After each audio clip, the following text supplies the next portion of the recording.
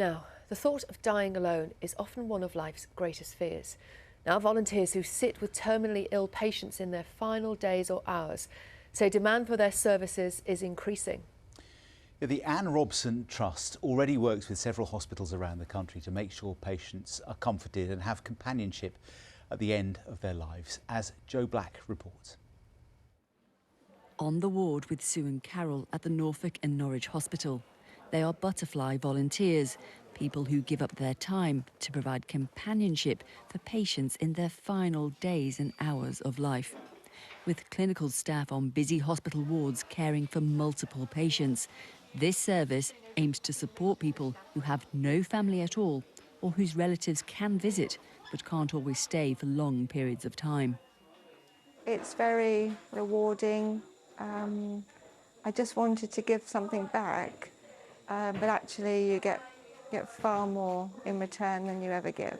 Some patients nearing the end can talk and are chatty. Others are asleep or unconscious. But butterflies will sit by their bedsides, dedicated to just being there. Carol says helping people in these moments is a real privilege. If you've got a little bit of love that you can actually pass on to somebody else, and that's how I see it, and somebody that needs you, just to give them some comfort, whether it's just holding their hand, talking to them, reading to them, singing with them. It is a robust and mature service and crucial to how we look after our patients. I am appealing to chief nurses across the country in every type of environment.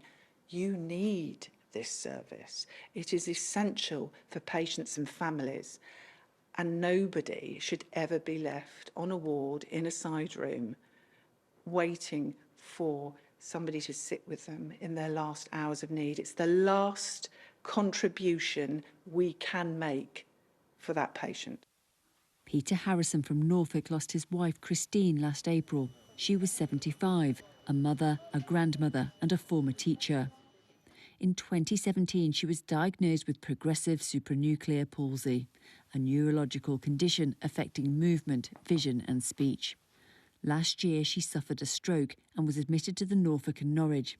In her last days, butterfly volunteers spent time with Christine during times when Peter could not be there by her side. Your whole life's in a turmoil because something's happened that's unexpected when somebody's had a stroke. And I think if I'd stayed there too long in the hospital, I think it probably would have been too much for me being with her all that time. And so it was a relief to know that there was more than me talking to her. I think that's the important thing. The charity which supports these volunteers is called the Anne Robson Trust. Anne was admitted to hospital in 2010 with a suspected hip fracture, but her family weren't allowed to see her because of an outbreak of norovirus on the ward. When Anne was discharged, she died hours later in a care home, and although some of her relatives were by her side, her daughter believes those final days in hospital would have been a lonely and frightening experience. It's the saddest thing in the world, isn't it, to think of somebody lying in a hospital bed or in bed at home or anywhere really and dying on their own. So what we say is no one deserves to die alone. You know, some people might choose to, but if you don't, we'd like to make sure that there's somebody there to be with you, to hold your hand, to spend some time, not to do a 24-hour vigil. That's not the aim. It's really just to make sure you know you're not on your own. I think clinical staff would love to be able to have time to do it, but they're looking after numerous patients with complicated needs. They just genuinely don't have time. And the one thing that the butterfly volunteers do have is time. That's the precious thing.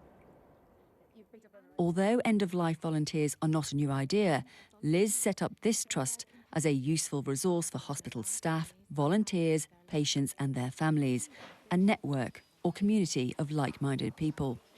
And demand for the service is growing. The charity is already working with 13 hospital trusts, with another 9 looking to set up teams of end-of-life volunteers.